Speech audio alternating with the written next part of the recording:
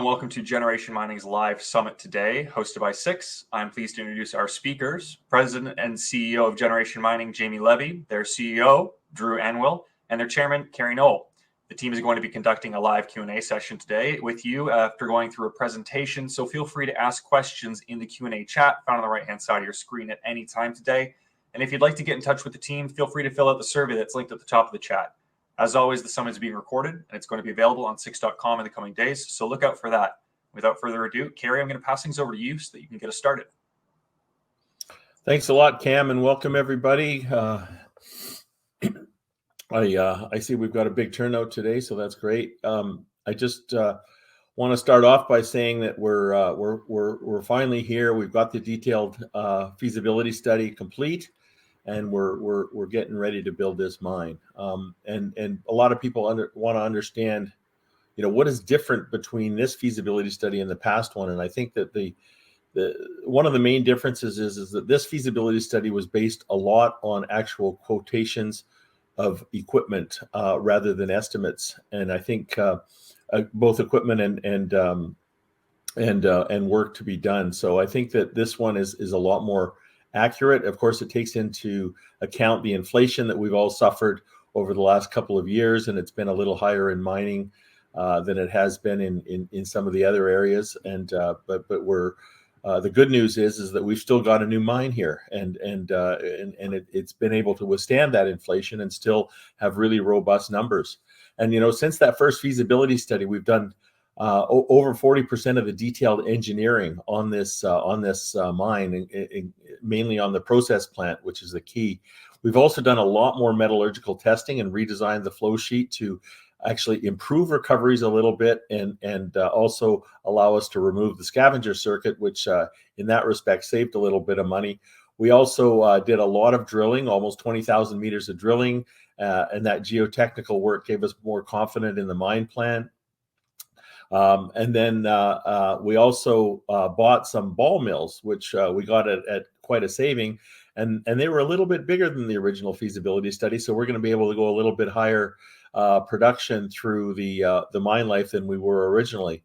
And also during all of that work going on, we did the community benefits agreement with the Bigdagon Nishnabeg First Nation. And then we also initiated the process of starting our permits after we received the federal and provincial environmental assessments. So it's been a busy time. I know we haven't had a lot of news out lately, but we're going ahead full bore right now. And I'm going to turn this now over to Drew Anwill, who was the quarterback of the feasibility study. And then we're going to talk a little bit about mine financing after that. So Drew, why don't you take it over? Thanks, Kerry. Again, everybody's seen a forward-looking statement, so I won't go over this in detail, but take a view of that for sure. So again, our feasibility study, again, it was led by G Mining out of Montreal, and we also got Wood. So G Mining did largely the mine design and integrated the document, and Wood did the processing plant. We had JDS infrastructure doing a lot of the earthworks, a lot of the on-site and off-site infrastructure. And of course, KP, Knight Piesel, which did the tailings ponds, the rock mechanics, and finally P&E helped us update the resource. So again, we had a lot of continuity on this document itself, and we got similar results that we had from the previous feasibility study. From an NPV point of view, you see it's $1.2 billion, an after-tax internal rate of return of just over 25% at 26%.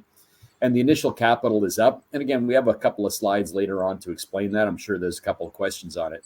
But what you can see is this is with the same 2.3-year payback. It's quite an exceptionally robust project.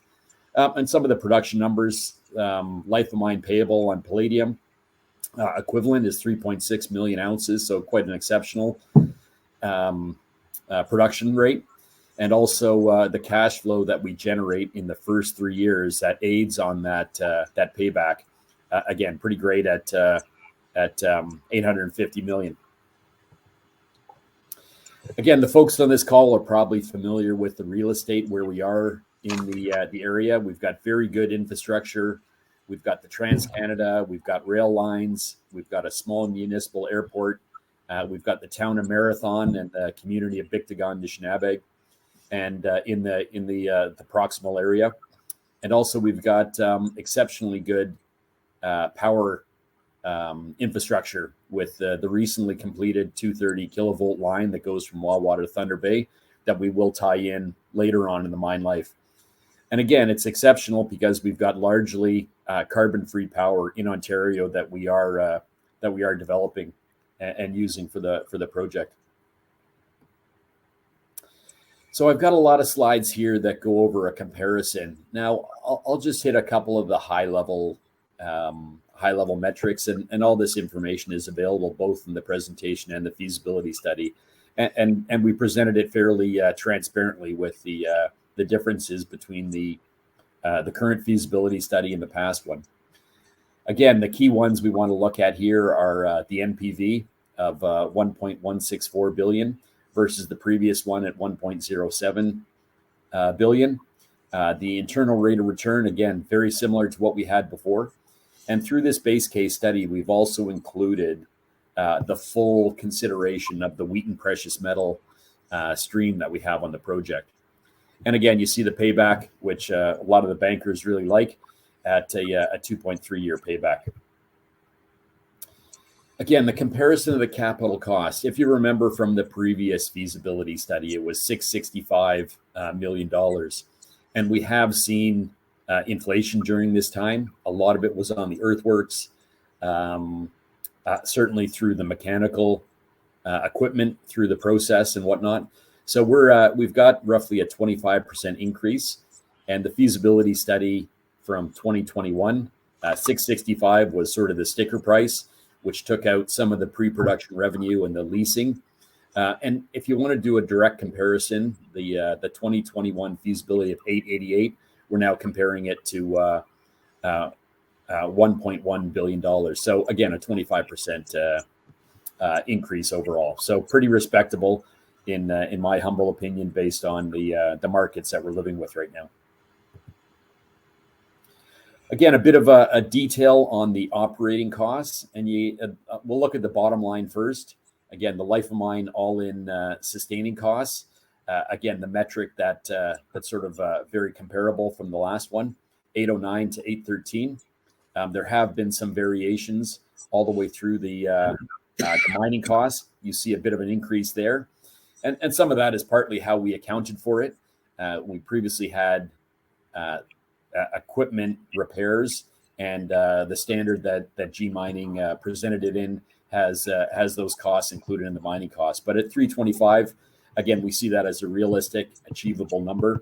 As we see with the processing costs, it's been slightly reduced from the previous modeling, and that's really a function that with the new testing that Kerry outlined, the new metallurgical testing that Kerry outlined, it eliminates the need for the PGM scavenger circuit. So we've seen some savings there.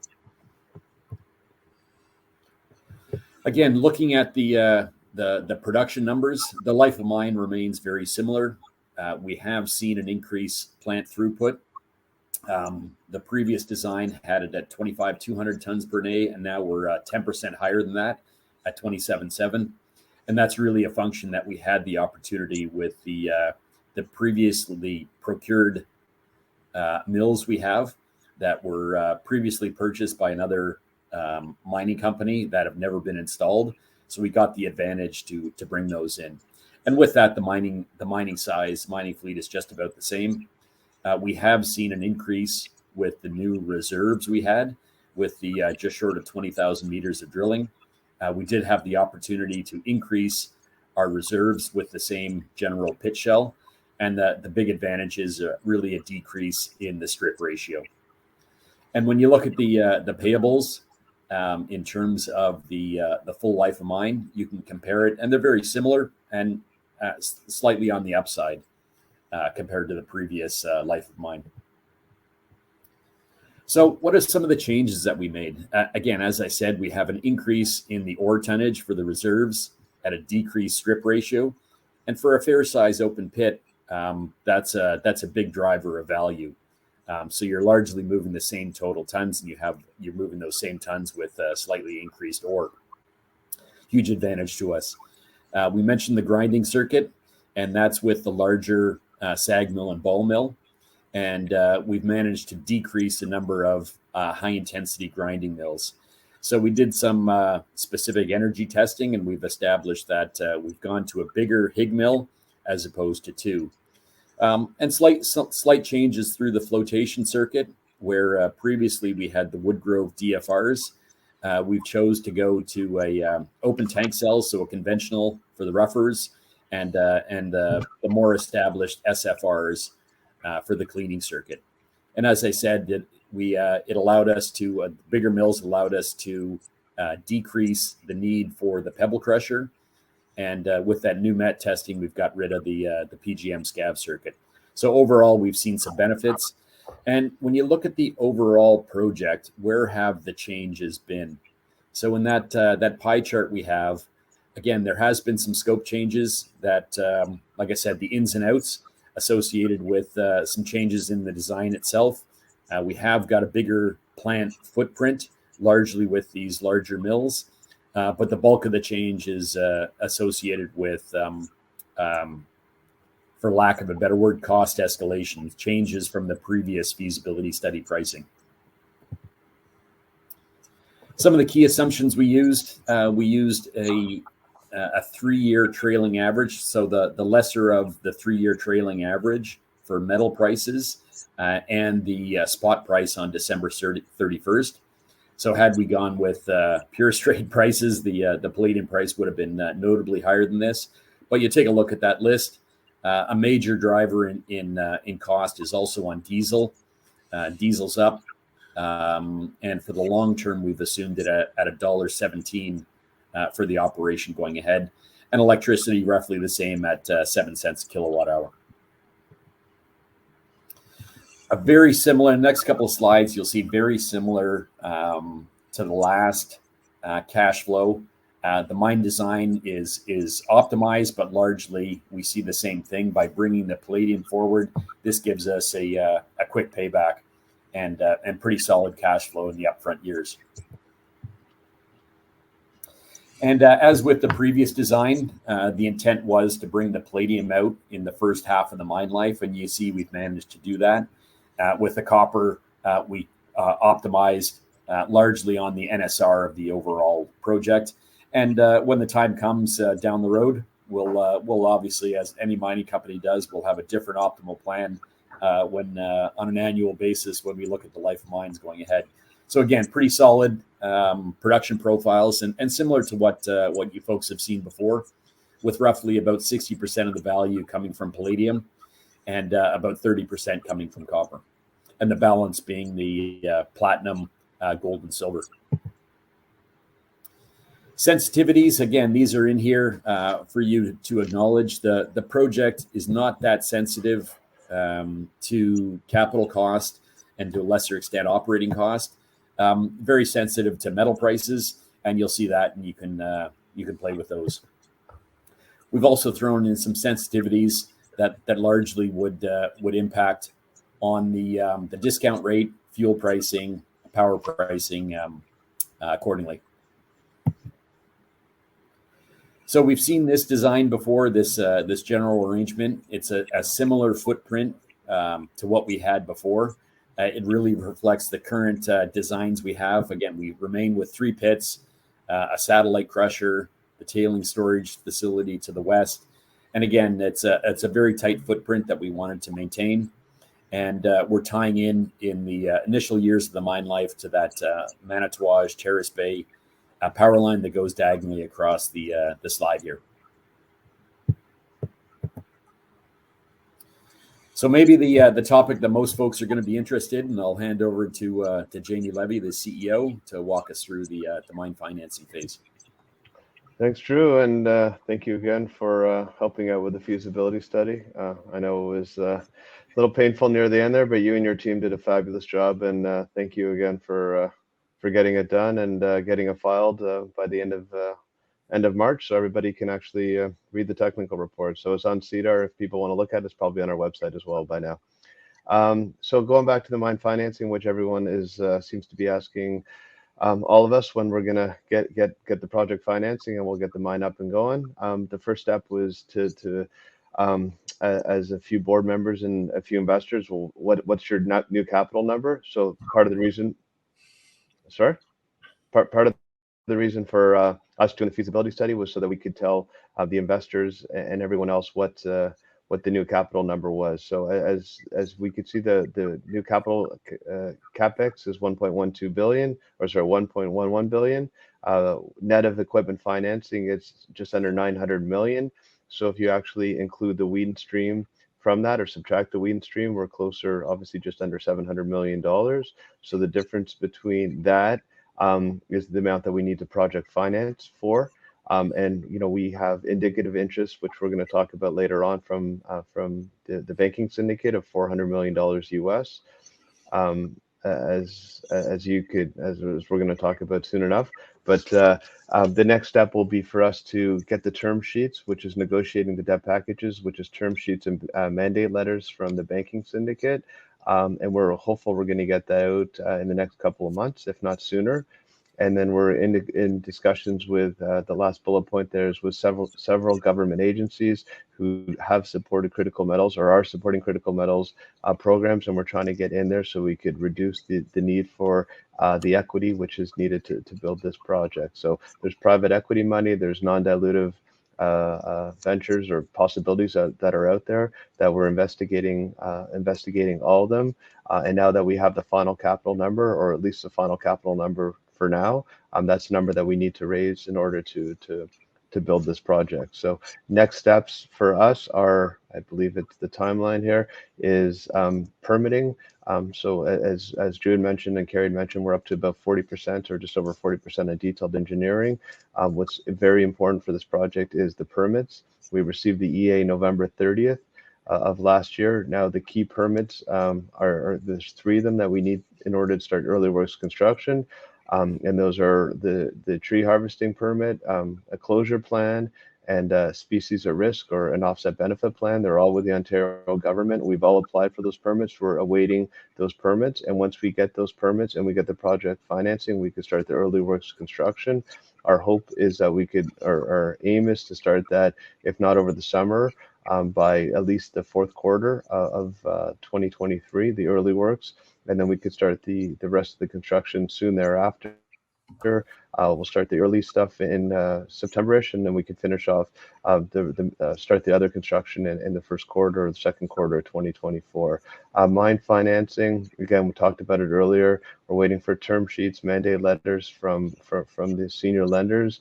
Our aim is to get those in the next month or 2, and then we're going to hopefully secure that money by the end of this year, so we could draw down on that money the 1st quarter of 2024 when we draw down the weed money.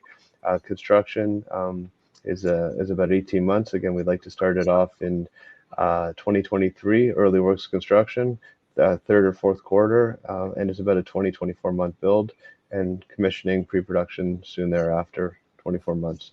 So it's an aggressive timeline, but we are getting very good support from the provincial and federal governments on our permits. It's amazing. Went to Ottawa a couple of weeks ago, how much support we're getting for this project. This is the only PGM copper project going through the permitting process in Canada. There's a lithium project further north. We're getting very good support, so we're aiming to get some critical metal money from the federal or provincial governments, or some support from them through the permits. There's been a new Ontario Mining Act, which hasn't gone past legislation yet, but they're trying to reduce the time lags for permitting. We think we're too late for that process, but we are getting very good support from the province and the federal government in order to expedite our permit. They've all taken a huge priority. Drew and I could talk about it later on, but we're getting very important people in all these meetings going through the permits. So it's showing that this is a priority, and they're very flexible on their permits to make sure that we could start on the timeline that we'd like to. Why invest? This is, as you can see, our NPV is just over 1.1 billion. Our market cap today is probably just over $100 million. It's somewhat embarrassing, but we're from a few of the analysts we've spoken to, we should be trading closer to 40 to 60% of our net present value, and we're trading at less than 10% of our net present value. So now we have this feasibility study, or this updated feasibility study out. We're quite confident this is going to be the final number for the build. Our project is very undervalued, and we'd hope that some investors, when we start to de-risk this project through some of the critical permits, through getting the banking syndicate arranged, and a few other milestones that we'll be talking about through the coming months, that the investors will give us a better valuation than we're getting right now. Carrie's going to talk about our management and board very soon. This is a critical metal project. I'm sure we're all hearing it on the news. I heard it on CNBC again today with Joe Manchin. So everyone's talking about it all over the place, and we know that this is the project that Canada and the federal provincial government wants to support in order for the Ring of Fire and other projects to be successful. This is the microphone that they could speak about how successful Ontario and Canadian mining is, and so we're using that to lever that to get some critical metal money. And again, the support we're getting from our stream partner, Wheaton Precious Metals, the due diligence they did, the support we're getting from them, and the commercial banks that we have in the EDC, is the support of how good this project is, that we're getting tier one streaming companies, tier one banks involved in this project. They're not just doing due diligence by kicking the tires, they're dissecting the tires. They're doing a lot more work than would be what other people are doing. So it's great to get support from Wheaton Precious and the commercial banks that we do have. Carrie, you want to take it away from here? Yeah, thanks, Jamie. And just want to introduce, for those of you who are new to this story, some of our people. We've got a really excellent management team. The team, it's not the whole team we need. We're going to need, as you know, we're going to have more than 800 people on this project when we go to build it. So we're going to have to be adding to this team. But this is a foundation here, and we've got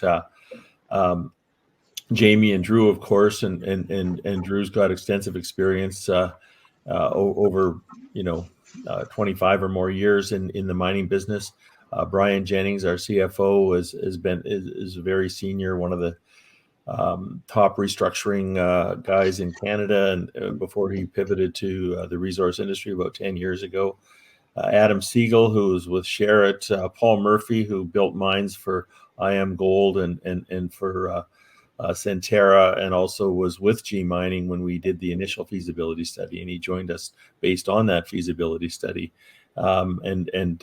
On Ruben Wallen, who worked with Drew at Detour, and Wilkinson, who's you can call if you have questions about the company. She's our VP of Investor Relations. And then on the director's side, I think we've got one of the really, really good board of directors in the mining business. We kind of cover almost all the aspects of mining. We've got Cashel Meager, who's the chief operating officer of Capstone Mining, and a different Paul Murphy than you saw on our management team. Paul is an accountant who is chairman of Alamos Gold and used to run the mining group for Price Waterhouse. Phil Walford down at the bottom there. Phil is a reserve geologist and won the Bill Dennis Award for the Valentine discovery. Jen Wagner, on the bottom left there, was senior vice president at Kirkland Gold before they sold that company for $11 billion to Agnico. So yeah, we've got a really strong board, and we call on those board members for expertise constantly, and it's really handy to have them around and being able to offer their advice. So that's the end of the main part of the presentation, but we have got lots of time now for questions, and you can ask your questions in the Q&A feature on the website at the top right hand corner. And please go ahead, and we'll get into it. Absolutely. Thanks so much, guys, for the great presentation. And yeah, just as a reminder to everyone in the audience, if you do have any questions, it's on the right-hand side of your screen in the Q&A chat. Feel free to submit anytime. But guys, let's dive into it. We have a bunch of questions already. First question is from Sven. What's the debt equity split of the capital that you expect to have to raise in light of the updated FD? Do you want me to answer that, Jamie? You're muted, Jamie.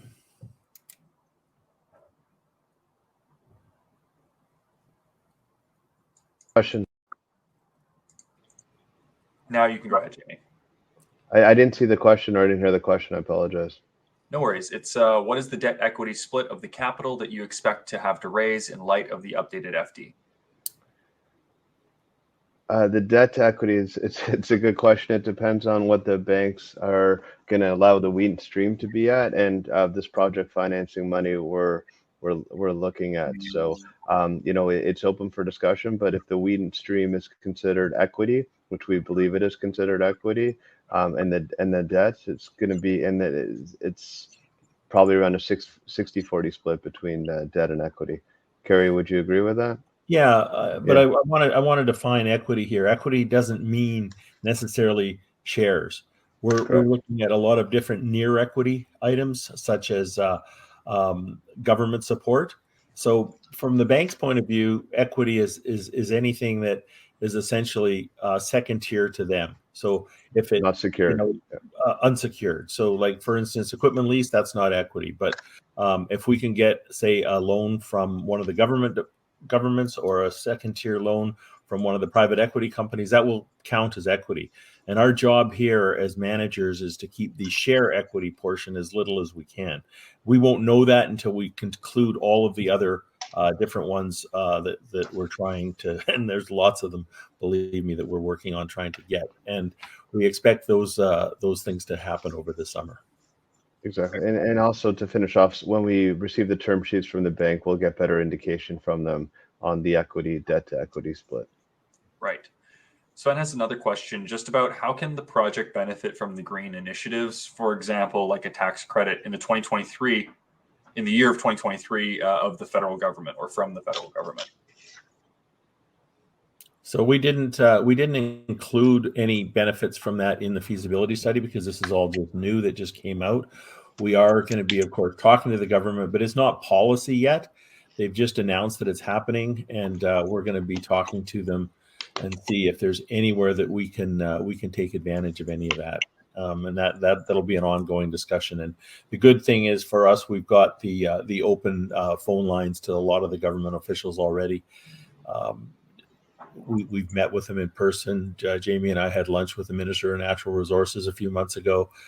So we're around and we're able to talk to them as they're developing the policy and hopefully even influence the policy a little bit.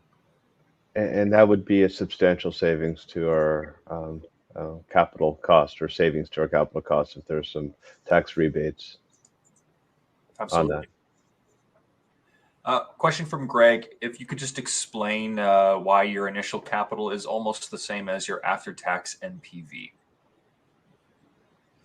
Drew, do you want to tackle that one?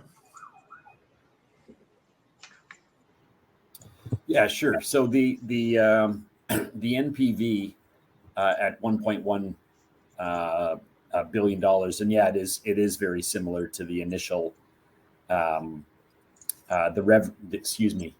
the NPV and the initial capital. So again, just to be clear, that the NPV is the net benefit after all of the capital has gone in. So it is an improvement. So we did see, when you look at the adjustments we have in the early years, the just short of 900 million, 898, the number is. So we do see that we do have an advantage there as well. So maybe I'll hand over to Jamie if there's additional clarity on how we should be communicating on that. No, I think it's quite clear. I think we should be looking at the after-tax cash flows, which are, I guess, $2.3 billion, or just under $2.3 billion from the feasibility study. And then when you discount that down using, 6% discount rate, that's how you get to the NPV. So it's just a coincidence that the numbers are close, the NPV and the capital. But I would look at the after-tax cash flow. Sorry. If we used the 5% that the gold mining industry uses, it would be a couple of $100 million or 150 million higher. If we use the 8% that the base metal industry uses, it would be a little bit lower. So it's largely a factor of the discount rate we used. And Drew didn't get into it too much, Kerry. Sorry if I interrupted you. Is the payback being 2.3 years? Very few projects have such a short payback. That's why I believe we're getting the commercial banks and such good support. It is an open pit, so we do make revenue as the pre-production revenue Drew had mentioned earlier. Even before we start the commercial production, and there's already revenue coming in. So it is very, very rare that you get a project of a payback under 3 years nowadays. So with a capital of being just over $1 billion. Right. Here is a question. So you're netting out pre-production revenue out of initial capex, but do you not need to fund the gross amount of capex first? So what's the actual funding needed to build the mine, capex included or excluding pre-production revenue? So the initial capital is 1.1 billion. So netting out, or just over 1.1 billion. So netting out the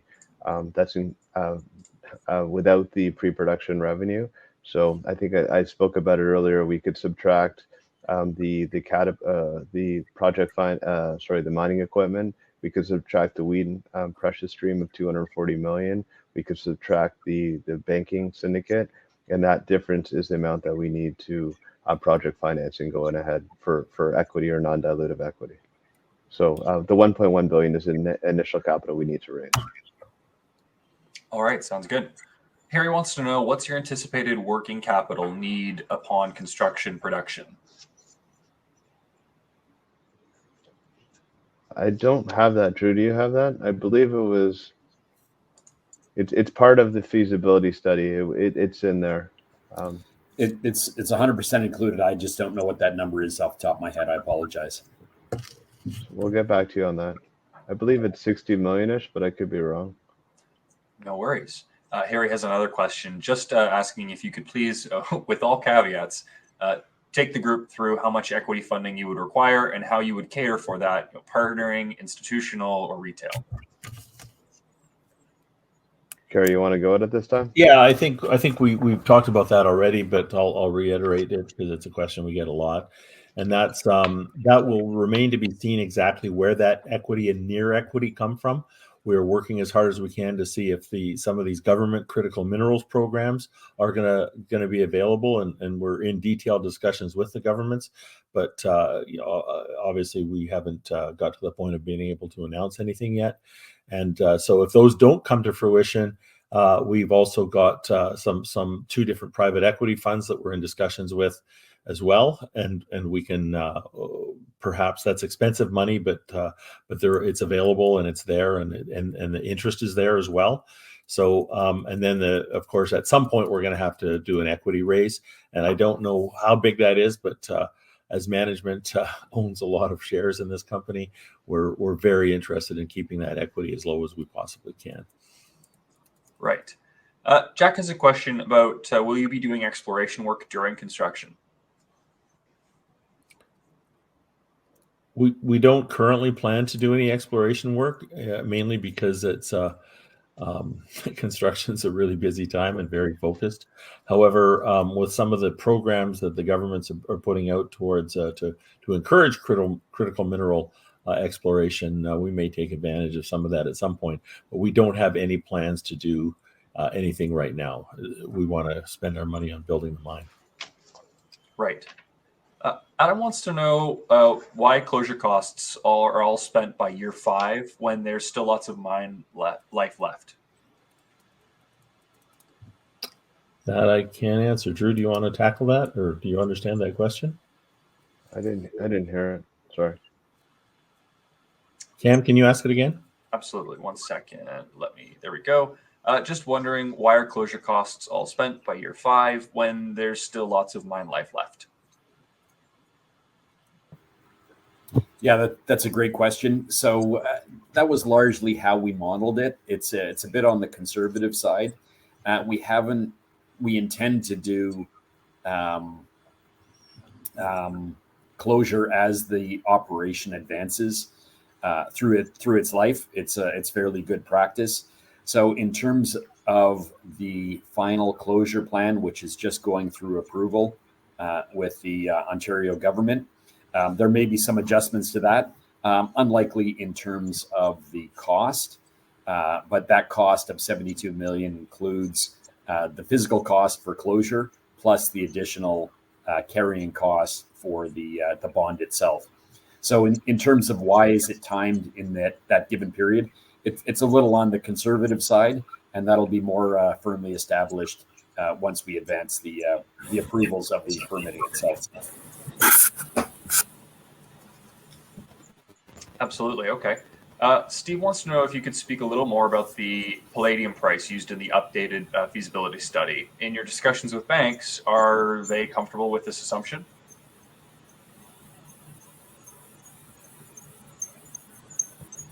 So I'll have the initial conversation. So what we chose was the lesser of the 3-year trailing average for all the metals and the spot price on December 31st, the effective date of the project. So that was the methodology by which we calculated. And I'll let Jamie answer. He seems to be having problems with his video. I'll have Jamie answer on the banking portion of that question. Sorry, Drew, I didn't hear the question. Can you repeat it? Yeah, absolutely. It is. Sorry, one moment. If you could just speak a little more about the palladium price used in the updated feasibility study, and in your discussions with banks, are they comfortable with this assumption?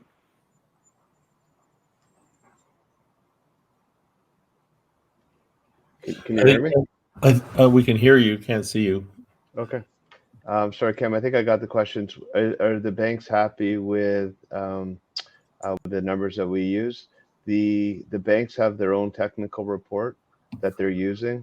Their numbers are based on different metrics, and we're using, from what I've seen so far, the banking is actually using a higher price of some of the commodities than we're using, and they're quite confident on the price. Or sorry, they're happy with the prices they're using, that this project is financeable. All right, great.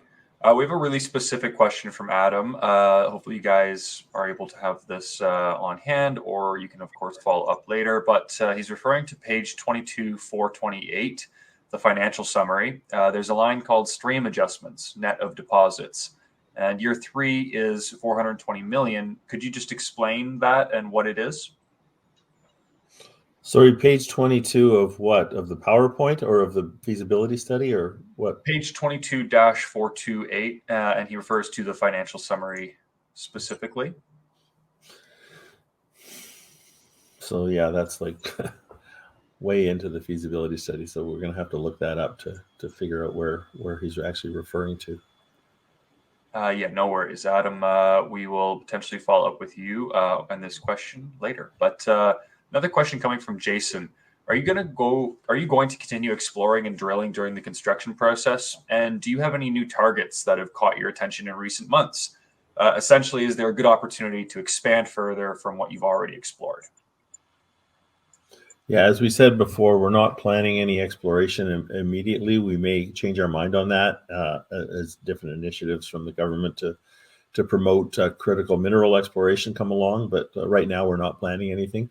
As far as targets go, we've got lots of targets. There's especially over towards the Sally deposit, but also just north of the main zone as well. So we've got our targets, but we've also got a 13-year mine life with 2 other deposits already discovered that are not even part of the mine plan. So we're looking at, if we were to include those at some point, 20 years plus already. So we're not wanting to spend what we have in the treasury right now on exploration because we've got what we need. But we will be exploring during the mine life, certainly, and probably this mine will go for many, many years beyond the scheduled life. All right, great. We have a question coming in from Benoit. First of all, he's congratulating you on all the hard work and the team to deliver this great DFS 23. But the quick question that he has is, could the management still buy shares on the open market during the financing negotiations in the coming months? Carrie, I'll answer that. Carrie, can you hear me? Yeah, I can hear you. Yeah. Sorry, my picture's all messed up. Yeah, there's going to be certain periods that we're blacked out, and there's going to be certain periods that we're not blacked out. So we'll have an opportunity to to purchase shares in the market during certain situations. So as of right now, we're blacked out due to the release of this technical report. But there'll be some windows where we're able to participate in the equity market. Yeah, the management's been blacked out now for many months, so there hasn't been any activity. All right, great. Question from Harry: is Siobhan Stillwater still an active participant in these discussions, or are they rather a passive investor? You're really asking what's their role in bringing the mine to market. Sabene is the question is a shareholder. I can answer that. The Sabanier is a major shareholder. They own about 18% of us. They're not active in our management at all. We do update them regularly. They're very interested in these updates. But as far as helping us build the mine, no, we're on our own for this. Fair enough. Okay. Jasper wants to know what pre-construction activities, such as early earthworks, ordering of long lead items before the project is fully funded. Drew, you want to take that? Yeah, 100%. So the next phase of engineering is very much about the procurement. The projects team, we plan to do 2-phase POs. So the first phase of that PO is really to get the vendor drawing and the details of the vendor equipment that will go into the detailed design. And then the second phase of the PO is when we actually purchase the production slots. And we'll do that second phase of the PO once we have full funding. So we will have the opportunity to continue with the procurement discussions on the plant itself and the equipment. And then in terms of the early work, so once a project is sanctioned, so we know we have the appropriate financing and we have the permits in hand likely. The first phase of the work would likely be upgrading some of the roads, the access to site, laying out some of the pads in the early earthworks, and then we'd go into the full plant construction, which would be the critical path for the project itself, along with the construction of the tailings facilities that really start as soon as we get access roads out there and finish at the end of the construction phase. So it may be a bit of a complicated answer, but there's a bunch of things that are going on, and we certainly want to manage our cash out the door prior to that full project sanctioning date. And Drew, just to add on, I mean, talk about the permits that we need to start early works permits, and I think we talked about the 3 of them earlier, but maybe you could elaborate on that. Yeah, 10-4. Thanks, Jamie. So there's 3 key permits we need to start the initial phase, and that's really the closure plan, which maps out what our closure is, what the closure cost will be, and how we're going to bond it in different phasing.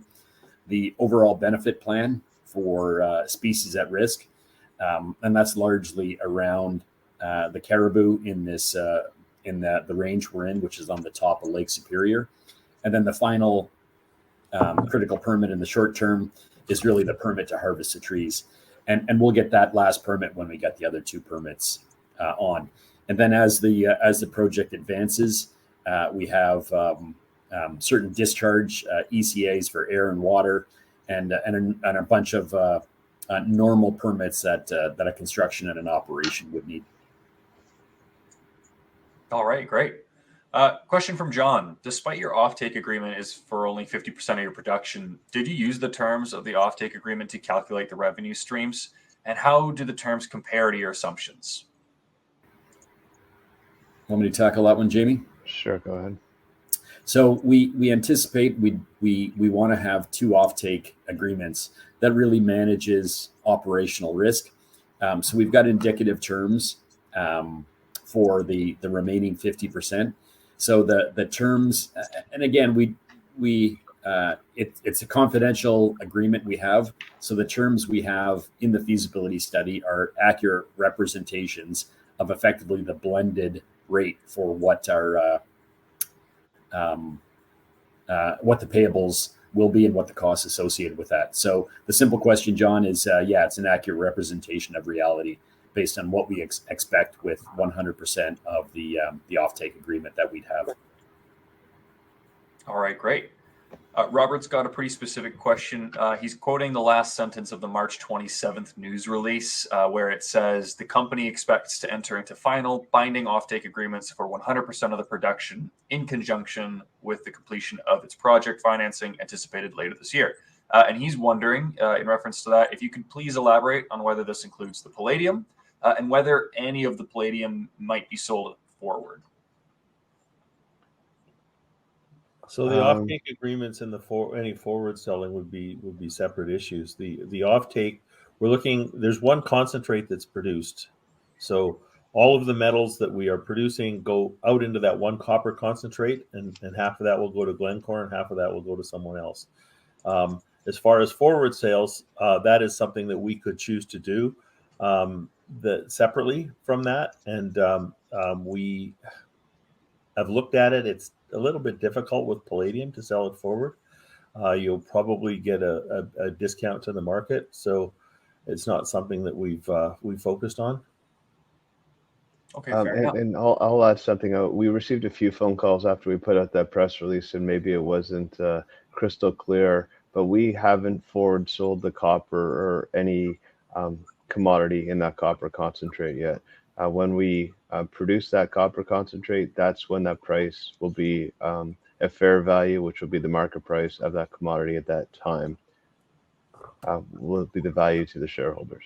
So it's not, we've sold it today at $4 or $3.50 or whatever it might be for copper or palladium. We have not sold any concentrate yet. It's just an offtake deal that we require for project financing for the lenders. And obviously, we need to find a home for our concentrate as well. Okay, fair enough. Another question from the audience. Recently, auto companies have announced transactions with mining companies. For instance, Stellantis with McEwen Copper. Have you had any discussions with any auto companies? And could you address the carbon footprint advantage that Generation has? Drew, you could talk about that. We're not in we can't discuss who we've been talking to, unfortunately. Drew, you want to talk about the carbon side? Or yeah, certainly can. So again, it's a unique operation in that we have palladium, copper, platinum, gold, and silver. So we don't have a lot of pure operations. But what we did was we commissioned a group out of the UK called Scarn Associates, which really benchmarks the carbon footprint of a bunch of assets. So we looked at ourselves in terms of a copper equivalent. So our carbon footprint per copper equivalent is one of the best in the world. And it's again, Jamie, you can help me from memory.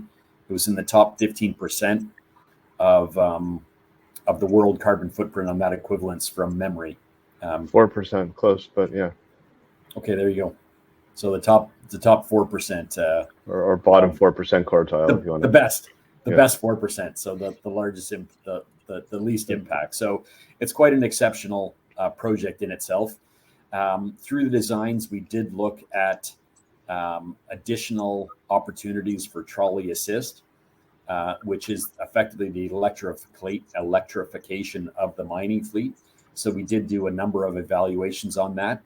And some of the original equipment manufacturers are in the development phase for larger battery and electric fleets, which we will consider in the future operation. But we've excluded the trolley assist from the short-term design impacts, largely looking to make this as conventional and straightforward an operation as we could have. So we will take advantage as the technology grows and develops in the future years for sure. All right, great. Mike wants to know what potential for mine life extensions exist beyond what's covered in the feasibility study. I could start, Drew, or you want to start? Go ahead, Jamie. The Marathon Palladium Copper project, our feasibility study is just based on about a 3-kilometer pit. going down, Drew, correct me if I'm wrong, around 250 meters. The project, I think it was in 2021, we did find the feeder zone. Wasn't economic as a downhole deposit, but we know there's some mineralization at depth on the project, and there's some extensions to the north. And just beyond the pit itself, there's a few other deposits that aren't part of the project. There's a Sally and Geordie, which get out in 5 or 6 years, which we'd like to maybe move from the indicated and inferred category to M&I, and at some point hopefully bring into the mine life. But there is other projects as well. If you go onto our website, we got a great exploration potential website. There's some fabulous opportunities over at FortAms, at Boyer, and even the Chonolith or Big Duwak zone that we have just north extension from the project, which is very wide intercepts of copper, which would be very nice to find some more base metals around this project as well. Okay, great.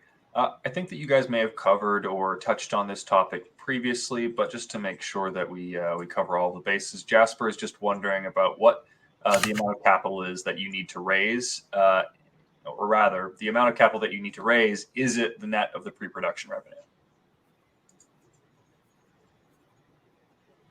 Do you want me to answer that, Jamie? Sure. I think yeah, so we need to have available all of the money, the 1.1 billion. We need to have that available. As we have pre-production revenue coming in before the mine is complete, we would be able to draw down a little bit less from the banks than, as that capital comes in. But the banks aren't relying on that. They want us to have the full load available in case there's delays in payment or shipping the concentrate or whatever. Okay, fair enough. Rick is just wanting to know, he heard a few minutes ago when somebody mentioned equipment costing. He's just wondering if there's been any decision made as to what equipment is going to be purchased. So we've certainly had a number of discussions with the OEMs. We haven't finalized any agreements with that, and that'll largely be based on when we know when the financing comes in. So again, we've certainly the discussions are ready to be advanced and the paper is ready to be signed, but we have not finalized that yet. Right.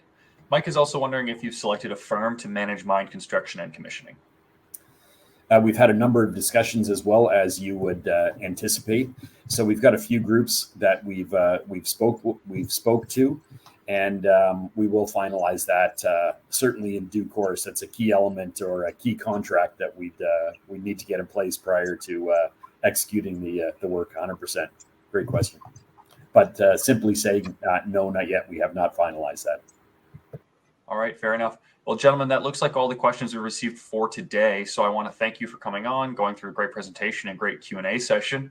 Of course, I also want to thank everyone who's joined us today, especially those who have asked questions. But before we wrap up, I want to pass things back to the team at Generation Mining for any closing remarks.